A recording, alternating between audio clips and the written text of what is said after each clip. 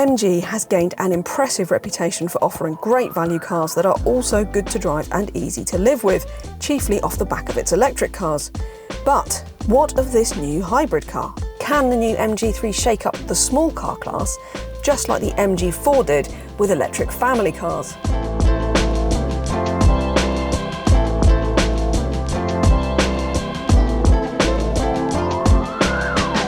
Well, I think it might be in with quite a good chance of that, actually. So the MG3 is out there to take on cars like the Renault Clio, the Toyota Yaris, that kind of thing, the Ford Fiesta if it was still made. So it's a small car and it's out there to be efficient too. So it comes with a full hybrid powertrain. So you cannot plug this car in, but it does have electric running. So it gets a 1.5 litre petrol engine, plus it gets an electric motor, which has got 134 brake horsepower, just the electric motor on its own. So that's quite a powerful electric motor by the standards of these little sort of self-charging hybrids, as they might be called. And that does bode well for it being quite efficient, especially as it's also got a 1.84 kilowatt hour battery, which is still pretty tiny, but it's bigger than the batteries you get in the Yaris, for instance. So it does promise quite a lot of electric running, we hope anyway. So, should be an efficient car. It is also a very affordable car. So the MG3 starts from £18,500, despite the fact that it actually gets really quite good equipment. So it gets things like a heated steering wheel, a reversing camera, all sorts of stuff that you're going to want. Lots of the sort of driver aids, adaptive cruise control, that kind of thing. But this is the trophy that we've got here, and that adds a few things that most people are going to want, including keyless entry, heated front seats, that kind of thing. And this is 20.5, so that is still really good value. And I would add that does translate to really good PCP finance too. So if you put a £5,000 deposit down on one of these, you're looking at between about £180 to about £210 per month. And it looks okay too. Not very attention grabbing maybe. We'd say that the Clio and the 208 are better looking options, but the MG is inoffensive and smart looking, especially in the trophy spec of our test car. At 4.1 metres long, the MG3 is a little bit longer than some of those rivals we've mentioned, many of which are actually under 4 metres, but it's still pretty compact. However, that extra length doesn't seem to have translated in boot space, because this gets 293 litres, which is actually a bit less than you get in the Renault Clio, for instance. Even so, I mean, you're going to get a couple of cabin bags in there, you'll get a lightweight buggy, a single buggy in there, so it's not too bad. You do get a tiny bit of underfloor storage, but not much. So a little bit pokey, but still livable for a small family, I would say. It's definitely a sign of cost cutting that the rear seat back only folds in one piece. But at least when you do have rear passengers back there, there is plenty of space, and there's also a charging port. Okay, so up here, the sense of quality is actually just fine.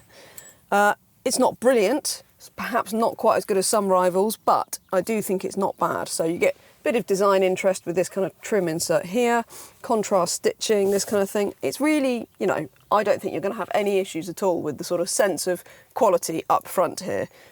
More so perhaps in the back, like with that single folding rear seat and aspects of the sort of the trim finish when you folded the seats and in the boot. There are definitely signs of this car being cheaper, but it is cheaper, so you kind of don't mind that, do you?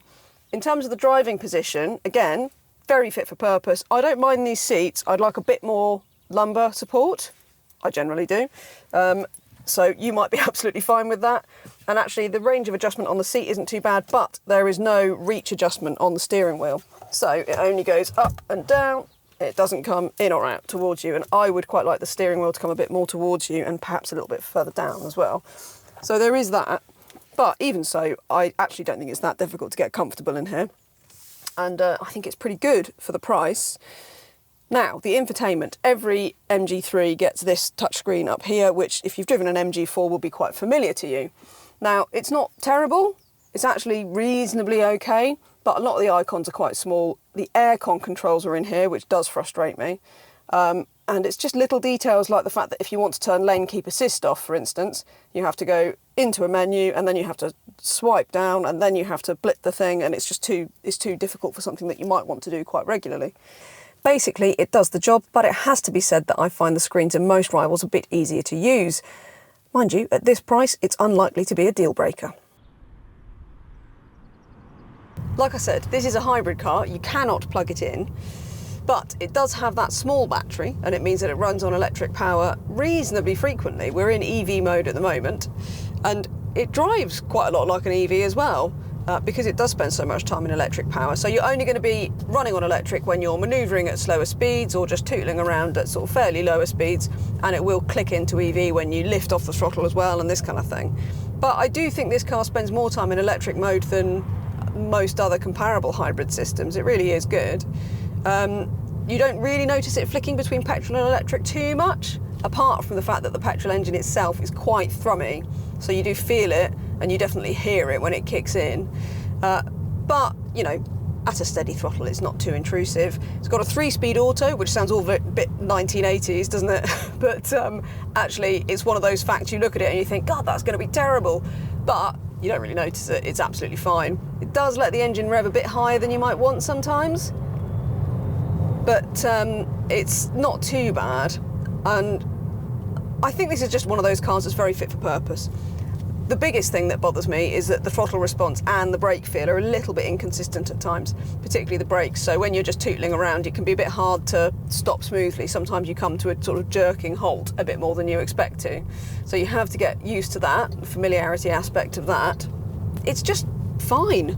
It's not brilliant, but it actually handles quite well.